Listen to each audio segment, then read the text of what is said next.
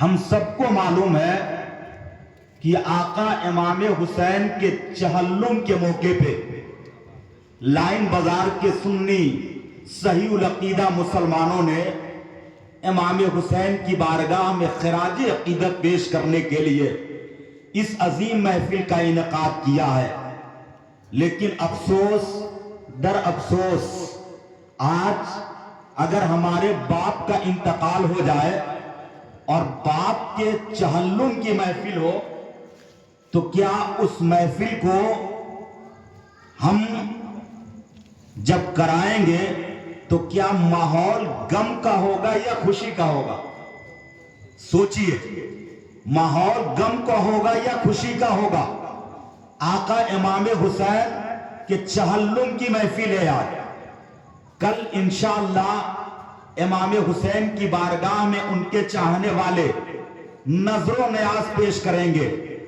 امام حسین کی بارگاہ میں آج ہی سے نہ جانے دنیا کے کس کس کونے میں امام حسین کے چاہنے والے قرآن کی تلاوتیں کر رہے ہوں گے.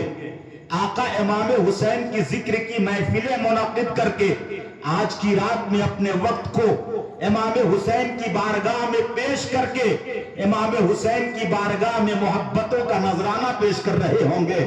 آج کی رات کتنی عظیم رات ہے، کل کا دن کتنا عظیم دن ہے. لیکن میں سوچتا ہوں ایک وہ دور تھا، ایک وہ زمانہ تھا کہ جب عقائد کونین علیہ السلام نے ایک اسلامی لشکر کی ترتیب دیا تھا.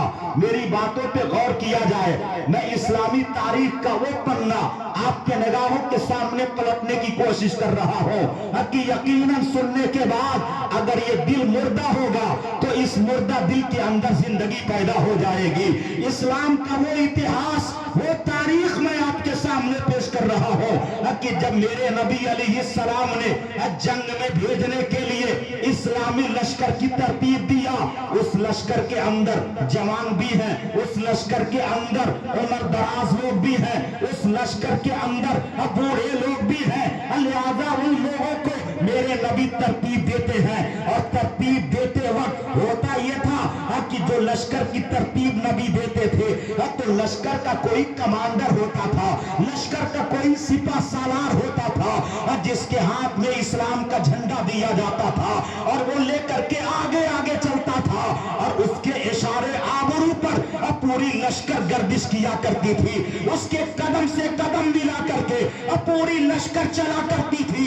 جنگ کے میدان میں اگر امیر لشکر نے یہ حکم نافذ کر دیا، مسلمانوں اپنے ہتھیار کو زمین پر ڈال دو، سرنڈر کر جاؤ، تو اس کے حکم کی تعمیل ہوتی تھی. اگر امیر یہ اعلان کرتا مسلمانوں اپنے ہتھیار لے کے میدان میں ڈٹ جاؤ، تو اس کے حکم کی تعمیل ہوا کرتی تھی. وہ امیر لشکر ہوتا تھا. مصطفیٰ جان رحمت نے اس لشکر کا امیر ایک نوجوان کو چنا ہے، اور اس نوجوان کے ہاتھ میں مصطفیٰ جان رحمت نے اسلام کے پرچم کو پکڑا دیا، اور جس نوجوان کو آج کی تاریخ کے کتابوں میں اسامہ بن زید کے نام سے جانا جاتا. اسامہ بن زید کے نام سے اس نوجوان کو جانا جاتا ہے جس کی چڑھتی ہوئی جوانی 20-22 برس کی جوانی تھی، اور 20-22 برس کی عمر میں مصطفیٰ جان رحمت نے جب اسلام کا پرچم اس کے ہاتھ میں دیا، لشکر کا سپہ سالار بنایا.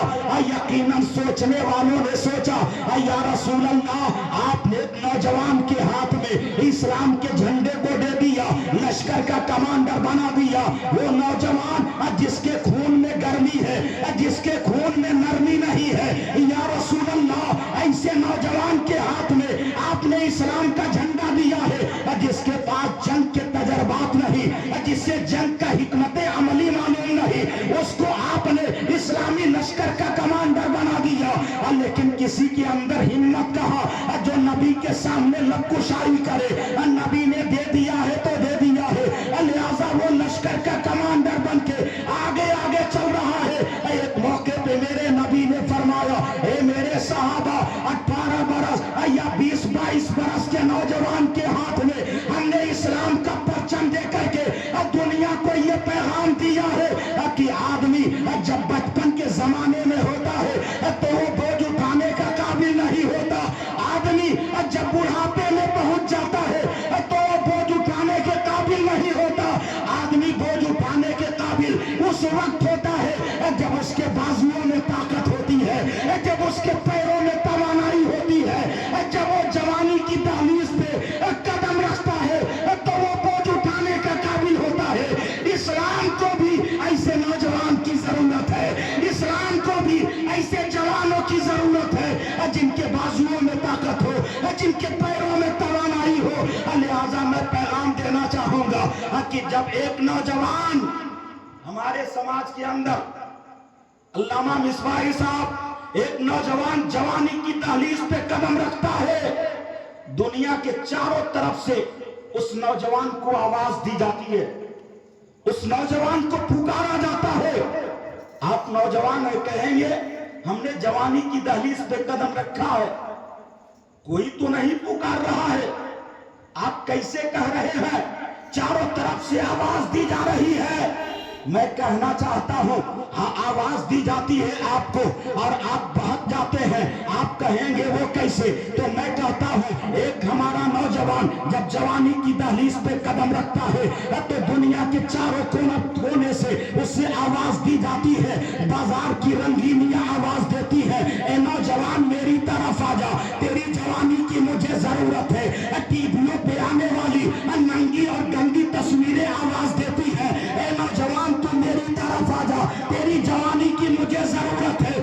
دنیا کی طوائفوں کی جماعت آواز دیتی ہے, اے نوجوان تو میری طرف آ جا, تیری جوانی کی مجھے ضرورت ہے. دنیا کے گانے بجانے والی آواز دیتی ہے, نوجوان تو میری طرف آ جا, تیری جوانی کی مجھے ضرورت ہے. سیما سرکشا بل میں بھرتی لی جاتی ہے, نوجوان کو آواز دی جاتی ہے, یعنی دنیا کے ہر طرف سے اس نوجوان کو آواز دی جاتی ہے. میں پوچھنا چاہوں گا, جہاں آپ کو یہ دنیا آواز دیتی ہے, اپنے طرف بلاتی ہے, کیا ایسے وقت میں مذہب اسلام آپ کو اپنی جانب نہیں بلاتا ہے؟ یقیناً بلاتا ہے.